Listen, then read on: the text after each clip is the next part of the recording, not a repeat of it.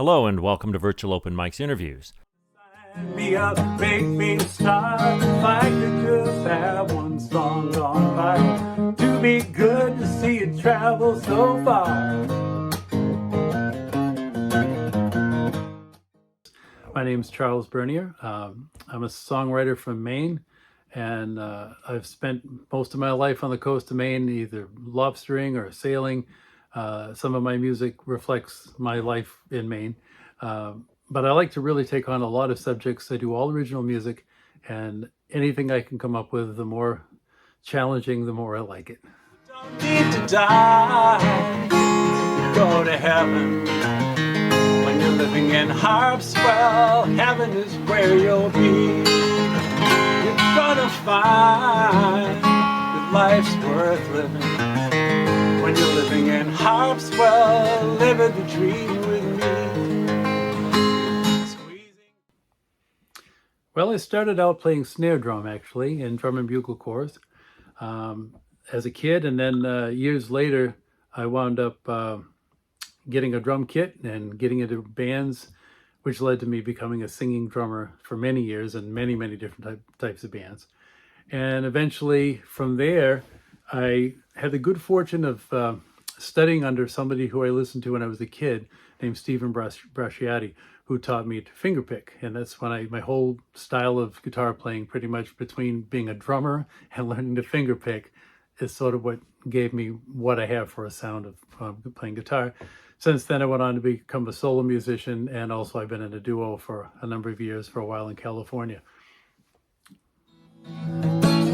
Mustang Steve, well, he's on the Dodge Charger. Steve McQueen's not gonna let him slip away. Oh, they're charging hard. Well, I've listened to an awful lot of music of all different types and have been inspired by all of it. I would have to say, though, the first real big influence that I had on my music would have to be James Taylor, and followed by Stephen Stills, as well as many others, Cat Stevens, Jackson Browne, many other great songwriters back then that really helped shape my sound and what I do. It even has affected the fact that I want to call myself Charles Bernier and not Charlie. Most of the people that I look up to have always used their formal names, and that's another thing that has influenced me. I guess you could say that. If I sail away to distant shores, will my ship get sunk? If I live to be 100, I have that kind of luck. If I live to be 100, I have that kind of luck. If COVID doesn't give me up, my lungs don't quit me if I'm not hit by a truck. If I sail away to distant shores, my ship may not get sunk. If I live to be 100. Well, my music tends to tell stories, and it tends to be, like I say, I like to take on challenging subject matter, but it doesn't always. It could be anything different that I can come up with. It's a chance for me to speak my mind and say things I think people should consider and listen to, as well as try to entertain them and make it pleasant to listen to. So that's a good part of what goes into my songs, is trying to tell stories in a small amount of time, 5 minutes. If it's over 5 minutes, that's my limit. If I get near 5 minutes, I feel like it's too long. So that's the challenge, is to get it all said. Sometimes it's a lot to say in a very small amount of time. There it was, just taunting me to my face. Fresh new paint reflecting back, providing advertising space. They just slapped their logo on the back of my car. License plate frame telling everybody who they are. Didn't ask permission before they did their deed. Just peeled off the back, stuck at any old place they please. Well, I think you'll find that most people get stage fright in some form or another. The more years that you play, the less you deal with that, but it's always there. It's always, you're always nervous going on. It's like the song "The Man with the Stage Fright" that the band used to have. That when he gets to the end, he wants to start all over again. It's sort of like that. But it's always a little nerve-wracking when you first started, even for the big professional musicians. Many of them, I'd say probably most of them, feel that it's part of performing, and part of what's rewarding about performing is meeting that challenge and how you deal with it. As far as handling stage fright on stage, the biggest thing that would cause stage fright, I feel, is a fear of failing. If you're not afraid of failing, if you can, well, through the years, you kind of develop a sense that when you make mistakes, which you do plenty, it's not the end of the world. And that the crowd doesn't turn on you. They actually get behind you more when they see you, having a hard time, because they can all imagine themselves doing the same thing and how they would feel. So the biggest thing is not to let it get the best of you. That if you just got to laugh it off and let it go. Try not to let it show, and most of the time it won't. I have 2 songs on YouTube that were both recorded live, that I had to do a little making up words on the fly. One of them is "When You're From Maine," and one of them is "Sailboat Blues." Both of those, I had a moment, and it happens, and you roll with it, and you get out of it, and then you look back and you say, well, it could be worse, and hopefully nobody would even be able to know what it is, because the beauty is that they don't know what it is you wanted to do. So you know what you didn't do. Hopefully they won't, and that's part of the challenge, and meeting up to that challenge is part of the rewards and playing. It's never perfect. It's always different, but it's always rewarding because you deal with it the best you can, and it's just part of the show. Now you can keep it. No, I don't want it. But you can live this life of mine. I'm finally getting to be free. 'Cause you can have it. That's if you can take it. You're about to find what I left behind. It's not a good place to be.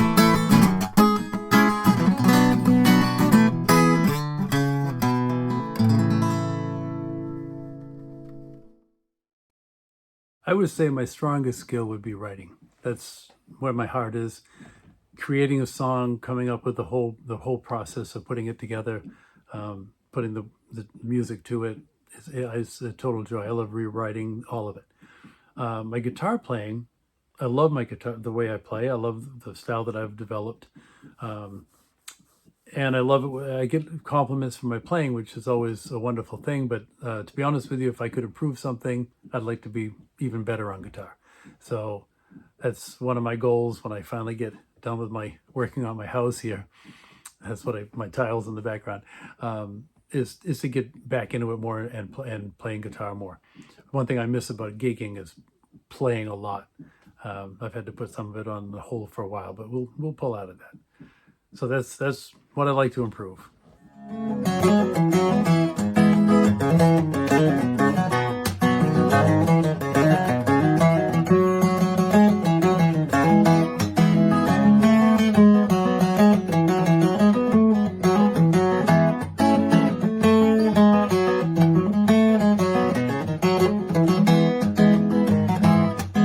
Sometimes we hear about a man gone bad. Story isn't something new.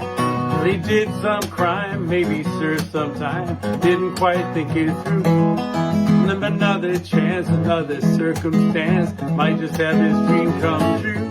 Turn his head around, he won't be looking down when he's doing what he's supposed to do. Doing what you're supposed to do. When I'm writing a song, it doesn't start until I come up with something to write about. So I can go a long time without writing anything until something strikes me. And I could be driving in my car, sleeping. It comes when you least expect it, when something pops into your head and you think, hey, maybe that's something, And then once I get the idea, the process of writing for me is to come up with something that I can save the idea. So my first thought is come up with a hook, chorus, maybe even the tune itself, just a little piece of it, so I can remember my idea to work with it later, and I'll just record that onto my phone. later on, I'll take that and I'll write something from that. Usually there's a tune that's starting about that time, and I'll write out the whole shape of the song, all the verses, lead, breaks where I want to put this and that.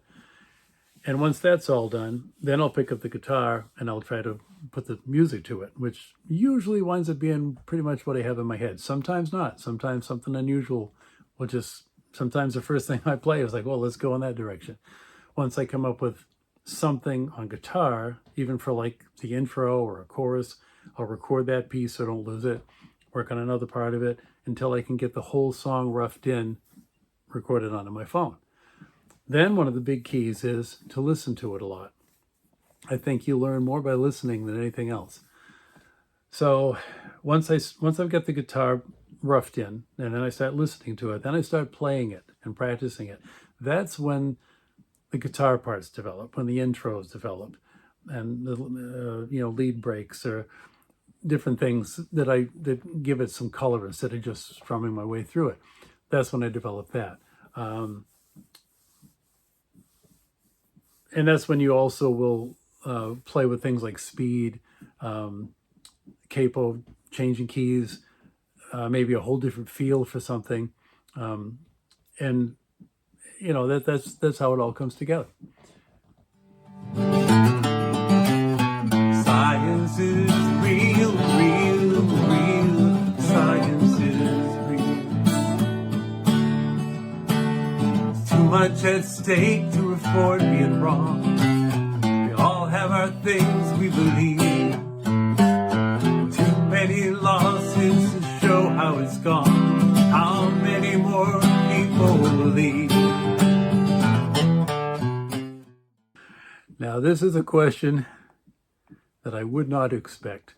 It reminds me a great deal of National Lampoon's bit that they did with Mr. Rogers interviewing a bass player. When he asked him, what does a big, strong bass player eat to play the bass? And he says, egg muffin. In my case, since we went on a trip to Georgia years ago in Jekyll Island, I've had a thing with cheesy grits, which I eat a lot. And that and cranberry orange nut muffins.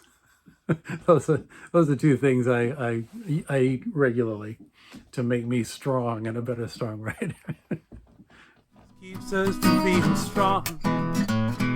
What's going on? What's happening here? Running scared and acting out of fear. What should we say? What should we do? Find a way to stay red, white, and blue.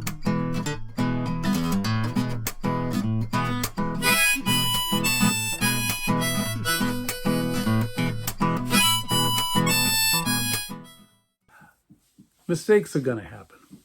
And the big thing about mistakes is when they happen, you try not to advertise them, as I like to say. Me and a friend used to sit and watch other musicians play, and we always were commenting about that so many times, if they hadn't said something or made a gesture or face, we never would have known they made a mistake. What they played sounded fine. We didn't hear any problem with the words. We didn't know what they were going to sing. It's the reaction that stands right out. So you try not to do that. And as easy as that is to say, it's very hard to do. I still find myself up, don't let it show.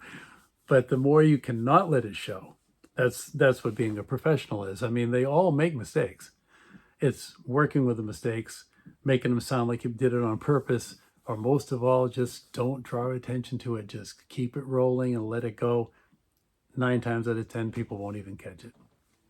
Time to choose which Christmas cards to send, where to go, what to bring, how much should we spend, what to give each other Christmas Day. As for me, here's what I have to say. All I want for Christmas is your love. To have you there, to know you care, is all I'm dreaming of. I don't need another pair of gloves.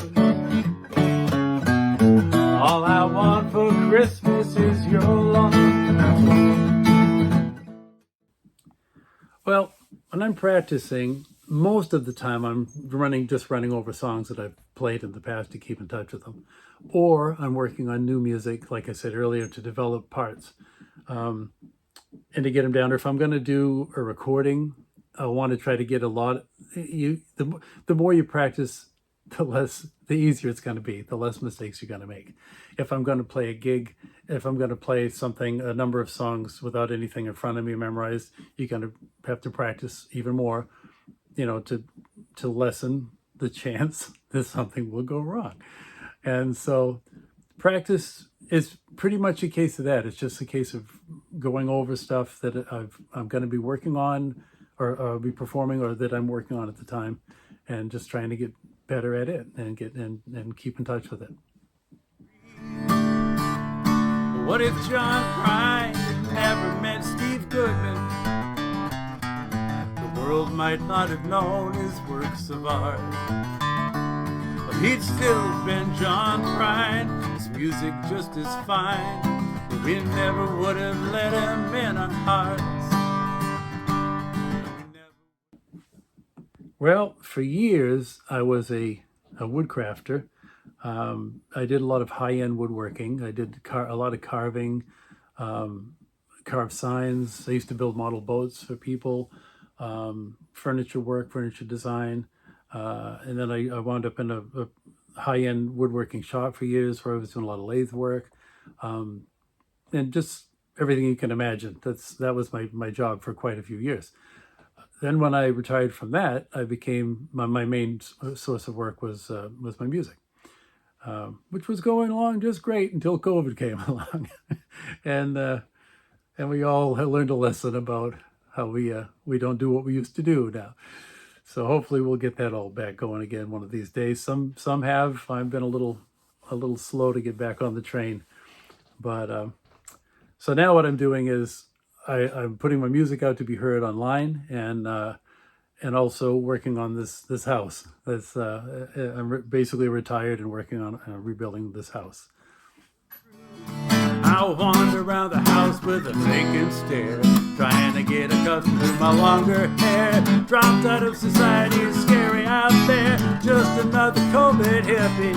My friends can't relate to what I'm talking about. They can't understand because I'm so far out, trying to stay safe beyond the shadow of doubt. Just another COVID hippie. Well, my main advice when I used to teach guitar, this was always my angle, was to make it enjoyable, to have fun with it. That we don't work at music, we play at music. And if you can make it fun, then you'll want to do it. And if you do it, then you'll get good. If it's boring, if it's just scales, you don't want to pick the instrument up, then you're not going to want to play. You're not going to develop the skills. It's not going to happen. Learning to play something is going to be painful fingers, And so what I would teach people is play until it feels like you're feeling your fingers are getting sore. Take a break. You play a lot, a little bit, a lot. You don't sit down and try to make up for one long practice, but constantly playing. And if you really love it and you have fun with it, making up songs, playing songs that you like, that's when you'll want to do it. And that's the key. It's like anything else. If like playing video games, if you're having fun, you're going to get good at it. Still we're all going the same way, taking different roads. We're all going the same way, taking different roads. And though we all do not agree, there's one thing that I know. We should try best to understand the other person's mode. But we're all going the same way, taking different roads. I'd like to think that people will have their emotions stirred, that they'll be uplifted, that they'll enjoy the performance, it'll be pleasant to listen to, but that it'll inspire them to have some kind of emotion, to have them feel something, think something, laugh, whatever it is, cry, something that moves them. I had a song that I wrote years ago about a guy who had been in prison, who was hooking up with somebody, in his life, and it was like an open letter to her that you don't know this guy, and maybe this guy isn't the guy you want to be involved with. The song was called Kissing Through the Glass. When I played it one time, when I was in a duo in California, I had a woman come up after the show and say that that song really connected to her because she had somebody with her who was in that situation, and she was trying to make this point, and the song really was exactly what she was trying to tell her. So to me, that's absolutely wonderful that somebody could connect with it. And sometimes they may not get out of it what you were thinking, but that's fine. If it works for someone and they can, put their own life into it and all, that's magic. That's what it's all about. So that's my goal, is to have people connect with it and feel something. For those who really have it hard, think we all might know. There are many who would rather die than ever let it show now, 'cause everyone wants to be happy at Christmas. That you cannot deny. Everyone wants to be happy at Christmas. Want to close our eyes. We can talk about. Well, thank you, Bill, for having me in your interview series. I'd like to thank everybody who has supported me with my music, as far as even just listening to my music. And mostly these days it can be found online between YouTube and Facebook. Look under Charles Bernier. I've got over 90 songs on YouTube. And there's always new stuff coming, and I really appreciate people subscribing to my YouTube channel. My goal is to get like 1,000. Well, I think it's 1,000 that when you can start to monetize your YouTube channel. So that would be wonderful to reach that. I'm probably in the 600 range now, and I really appreciate everybody who listens. What I constantly tell people: thank you for listening. Who contributes and is appreciates my music and shares it with other people and stuff like that. So please stay tuned, because I've got a lot more stuff coming once I get myself back to recording, which should happen fairly soon. The YouTube channel ought to get a lot more. Thanks again, Bill, for having me. Catch you later. Check down in the description for links, and make sure you are subscribed to Virtual Open Mics to be alerted about new Virtual Open Mics events and interviews.